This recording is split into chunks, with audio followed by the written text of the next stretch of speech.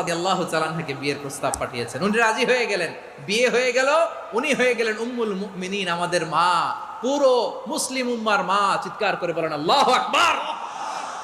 তাহলে আমার প্রাণপ্রিয় ভাইয়েরা, বিপদে পড়লে আমরা পড়বো ইন্না লিল্লাহি ওয়া ইন্না ইলাইহি রাজিউন, আল্লাহুম্মা আজুরনি ফি মুসিবাতি ওয়াখলুফ লি খায়রাম মিনহা।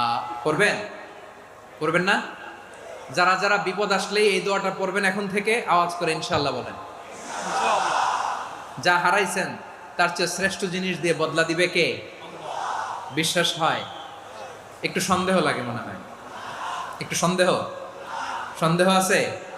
যাদের বিশ্বাস হবে তাদের কি আল্লাহ উত্তম বদলা দিবে, ঠিক কিনা বলেন? তাহলে বিপদে পড়লেই প্রথমে আমরা এটা পড়ব।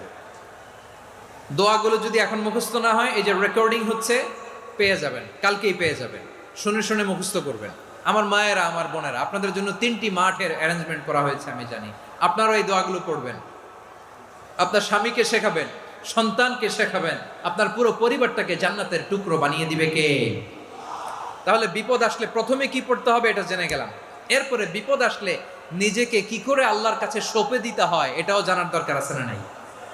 বিপদে প্রথমে ইন্নালিল্লাহ পড়লাম, ধৈর্য ধারণ করলাম, বিপদ থেকে উদ্ধারের সর্বোচ্চ চেষ্টা করলাম। আমার কাজ যখন শেষ, তখন আমি আমার এই বিষয়টা আল্লাহর কাছে সঁপে দিব। কার কাছে?